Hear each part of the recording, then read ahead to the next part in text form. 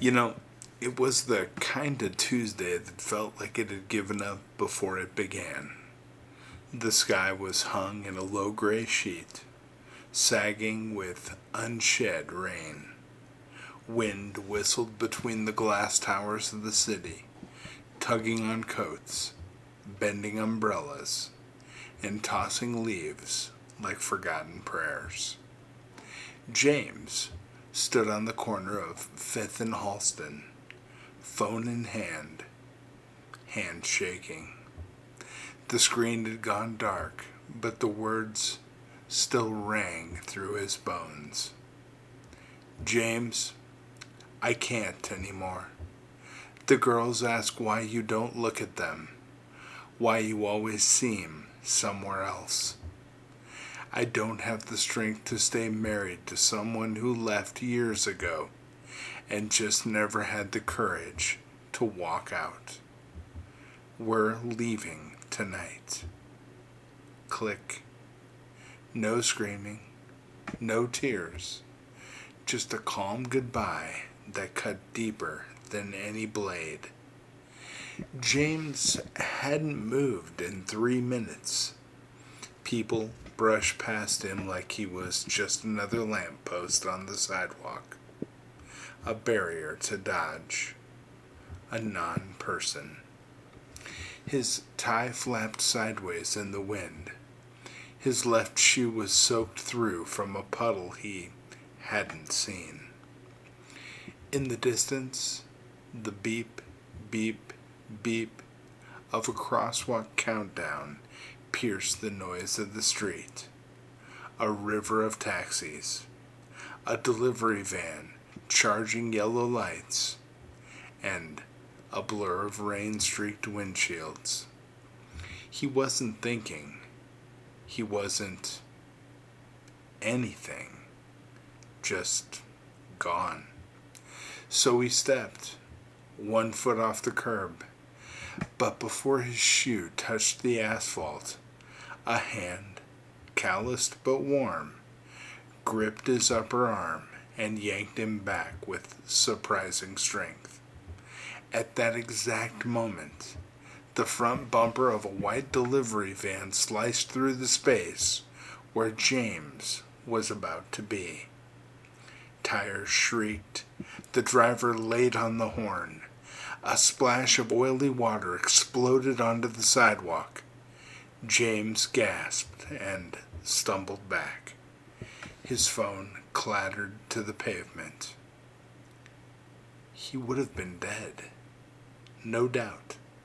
No second chance.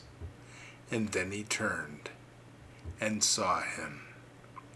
A man, maybe early 30s, brown hoodie, jeans, a plain canvas satchel slung over one shoulder. No halo, no choir, but those eyes. They were eyes that didn't just see you, they knew you. Like they remembered the child version of you. Like they wept over your silent prayers. Like they'd seen your first heartbreak, your darkest secret, and still called you beautiful. You don't want to take that step, the man said, voice low and calm like distant thunder before a spring rain.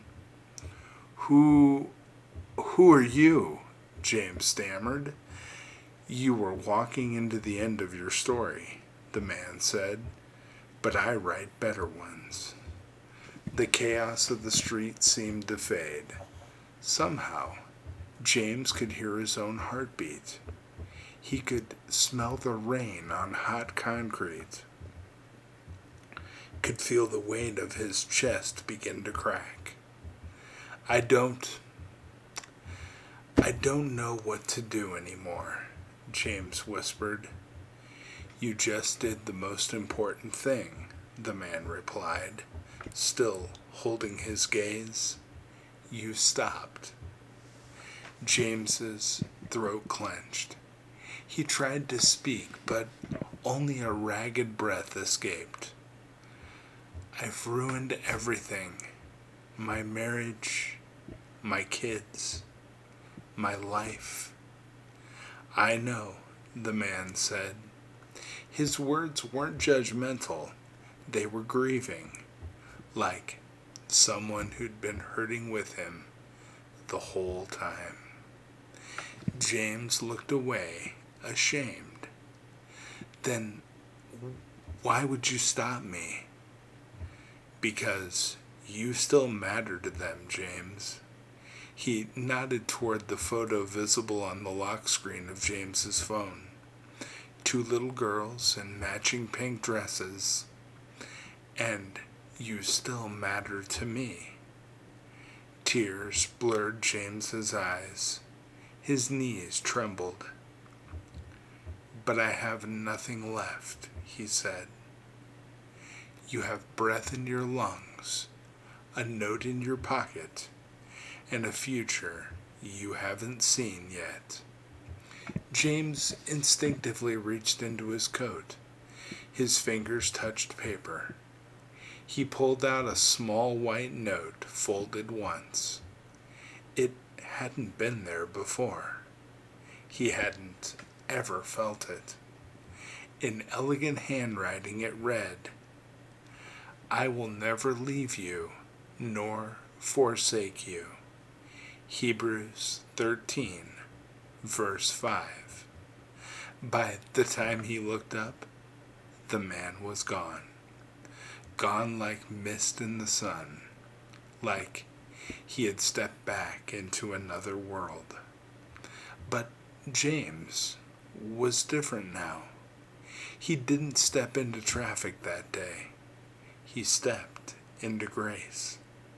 He picked up his phone, cracked screen and all, still displaying his daughter's smiling faces, and dialed.